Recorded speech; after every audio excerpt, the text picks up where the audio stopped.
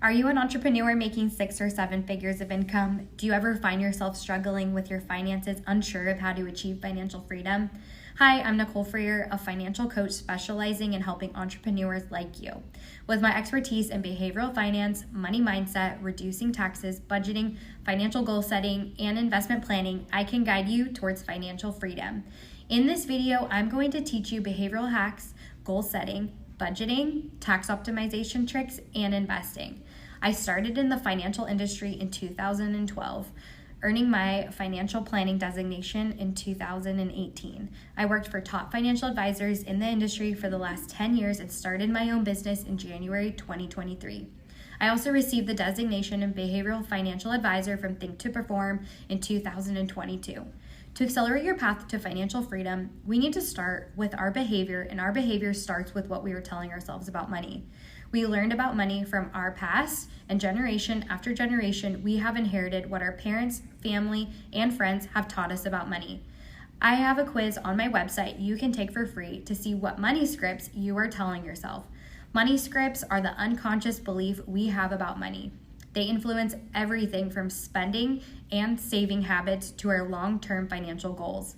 They are strong predictors of income, net worth, and other financial behaviors like credit card debt. Most of us never take the time to examine our money scripts, let alone change them if they are not supporting our goals. But understanding your money scripts is the first step to taking charge of your financial beliefs to better serve your goals. To change our behavior with our finances, we need to be aware of what is hindering us and replace negative money scripts about money with positive money scripts about money. Within my coaching program, there are many other quizzes that we can take, such as money personality. Your money personality impacts how you spend, save, and invest. With this insight into your money personality, you'll be able to anticipate what you might do in certain situations and plan to make the optimum choice that will help you get to where you want to go financially. After addressing our behavior, what do you want? What do you want your life to look like? Where do you see yourself in 5 years from now? Another question you can ask yourself is, if you wake up tomorrow morning and you have more money than you need to take care of yourself, what are you going to do? Another question to ask yourself is, you go to the doctor, he tells you have a terminal illness, you will never feel any pain or will be sick, but you don't know how long you will live. What will you do? Another question is, today's your final day. What did you miss? Who did you not get to be? Who did you not get to see? What was your unlived potential? What regrets would you have? These are important questions to ask yourself to start setting financial goals. In Proverbs chapter 29, verse 18, it says, "Where there is no vision, the people perish. Without goals, we don't know where we're going." Zig Ziglar said, "If you aim at nothing, you'll hit it every time." So set some goals for this year, next year, 3, 5, and 10-year goals. The saying goes, if you show me your bank account and credit card statements, that is where your heart is. Is this really where you want to be spending your money on? There's also a values quiz you can take for free to know your top 5 personal values. When you know your values, it's easier to make decisions with your time and money. Visit thinktoperform.com/values. That is perform.com/values to take the quiz. Once you know your goals and current behaviors, we need to look at where we are currently spending our money and then create a new spending plan moving forward. If you are in debt, I feel like this is, as scary as it might seem, will bring hope to your life by setting a plan of action. You may even find some extra room in your budget to do things you want to do in accordance with your values and goals and to get out of debt. The first thing you need to do to start a budget is to list out all your spending by category and list out each transaction. Do this for your last 3 months. You will want a category for restaurants, groceries, gas, housing, insurance, giving, savings, lifestyle, and debt. So if you go to a restaurant, list out the name of the restaurant and the dollar amount you spent.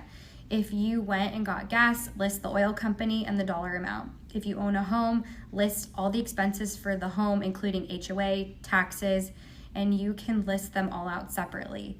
You can be as detailed or as vague as you want, but looking back on the last 3 months will give you a really good idea of where all your money went. You will also want a category for income so you can list all your income. Once you have everything listed out, total each category. Total up your income for the month and total up your expenses. Income minus expenses should be a positive number. Whether your income is positive or negative, create a brand new spending plan with all the new awareness you now have about your spending in the past and your behavior and your values. I want you to list all of your categories and new ones, perhaps that include your financial goals and values. For me, my values are faith, family, education, adventure, and recognition. So I make sure to have a category for tithing, school, continuing education, travel, award submissions, and fun money to spend with my family, which can include dining out or going to Dave & Buster's. Whatever your values are, make sure you are spending money in areas that you value and less on areas where you don't. If you don't have a lot of room in your budget for your values, set some financial goals so you can, but also don't completely deprive yourself. Try to find the balance in your life. Your budget won't be perfect, mine isn't either, but by creating awareness and watching where you are spending your money, you can get closer to accelerating your path to financial freedom. Being a business owner has a lot of perks when it comes to tax optimization. You get to write off business expenses, put money into retirement, a lot of money into retirement too compared to others who don't have a business. You can even open a business investment account and invest the business money without having to take out the money from the business, which could cause a taxable event. If you have kids, you can pay your children from the business as long as you can prove to the IRS that your kids actually earned the income. Your kids could be models for social media or your website. You can write off your home office, work-related travel and car use, internet, phone, memberships, and educational expenses and client entertainment. Make sure to track all of your expenses, keeping receipts. Use Mileage IQ as an app on your phone to track mileage. Write on your receipt for business use and take a picture of them and upload to QuickBooks for tracking. Work with a really good CPA to help you optimize your tax return. Invest in an HSA if you have a high deductible health insurance plan. There is also this really cool rule called the Augusta Rule where the IRS lets homeowners rent out their home for up to 14 days per year without needing to report the rental income on their tax return. Just take good notes of each of these days. On the topic of being a homeowner, please put your house in your trust today.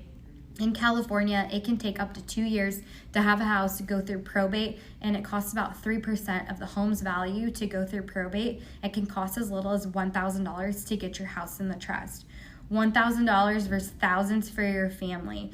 If you need help with this, I can help you.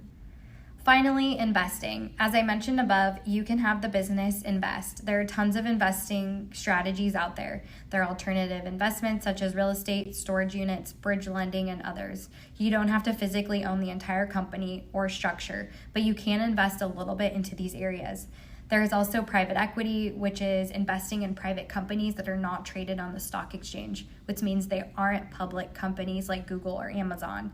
There is also investing in stocks or companies directly, and same with bonds and municipal bonds, which you can invest in directly. Bonds are like giving someone a credit card and you get the interest from that person not paying off their debt.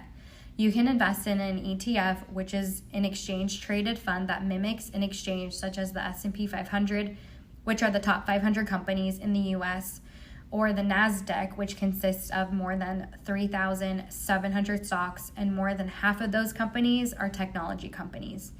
You can also invest in mutual funds. Mutual funds are a basket of companies looking to fulfill an objective very similar to an ETF, although ETFs are more passive strategies. Mutual funds usually have higher expenses compared to an index. Mutual funds are also more actively managed. You can have different investment objectives for each ETF or mutual fund, such as growth-oriented mutual funds or ETFs, or an AI-oriented mutual fund or ETF. There are tons of different investment options out there. But all these investments depends on your individual tolerance for watching your money go up and down each day, or how soon or how far away you will need this money. Working with a financial professional can help you make these decisions. You can invest in all of these in an IRA, Roth IRA, SEP IRA, in a personal investment account, so a non-retirement account, a business investment account, etc. Even for your kids in a Roth IRA or UTMA. Wrapping up this topic of accelerating your path to financial freedom, if you own a business and you have a key person in your business, such as yourself or another person that if they died, the business would be hit immensely, they have something called key person insurance.